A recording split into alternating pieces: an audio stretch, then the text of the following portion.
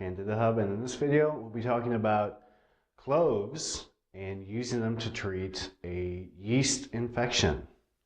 Well, to begin, a 2013 study published in Current Discovery sought to find out how well ground cloves would work at stopping 3 different strains of Candida. Now, the strains of Candida in the study were a little bit different than normal Candida because they were resistant to azole drugs. Azole drugs are a pretty commonly prescribed prescription antifungal. Miconazole, which is the active ingredient in monostat, is an azole drug, and also fluconazole is an azole drug. So if you've had to get a prescription antifungal, you may have had some experience with these azole antifungal drugs. And this study looked at the yeasts again that were resistant to these common antifungal drugs. The 3 different species used in the study of Candida were Candida albicans, Candida glabrata, and Candida hemoloni. The study took cloves, ground them up, and dissolved them in a few different liquids, and then tested them on the 3 different species of Candida.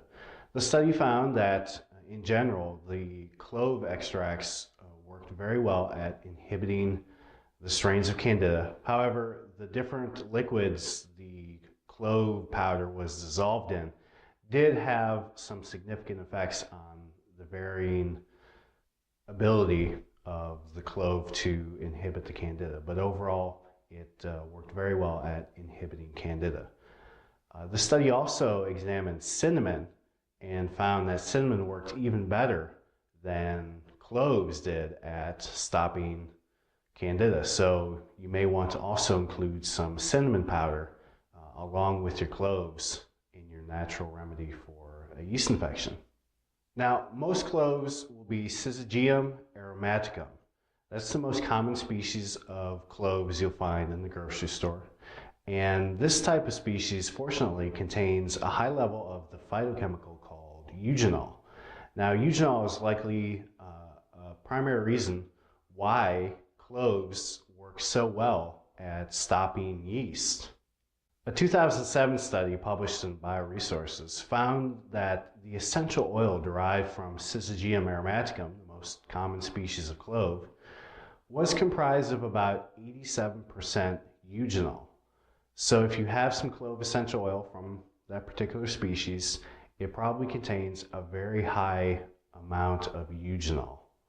And the cloves, even in their regular supermarket form, will also have some eugenol in them, which will make them good for use against your Candida problem.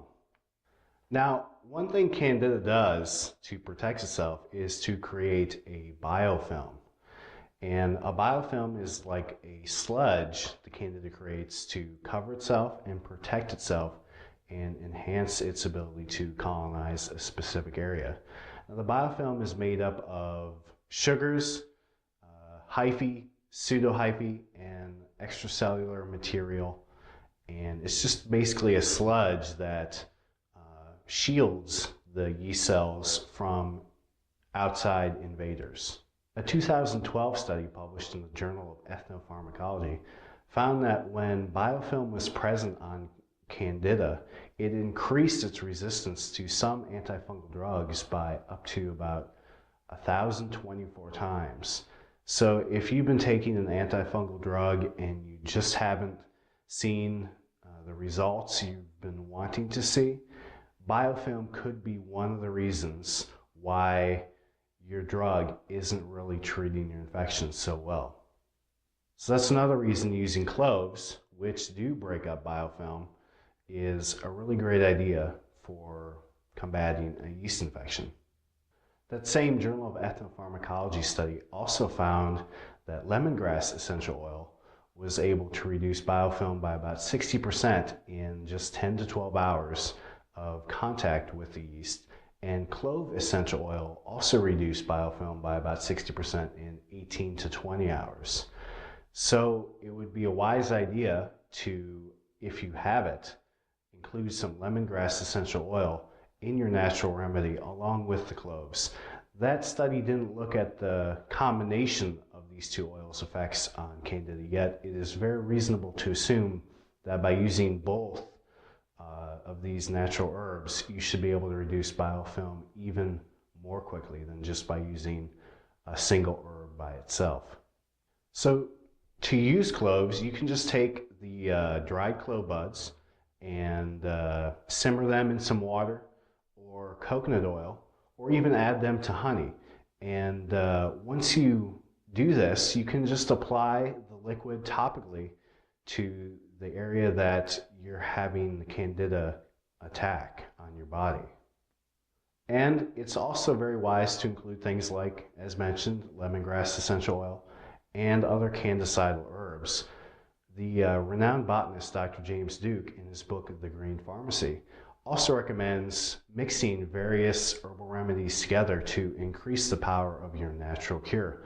Duke cites research that explains that combinations of plant essential oils always work better at dealing with fungal infections than just a single plant oil would by itself. So there is a synergistic ability that comes when you mix various herbal remedies together, likely because they are comprised of different phytochemicals, and each of these chemicals has a unique way of attacking the Candida yeast.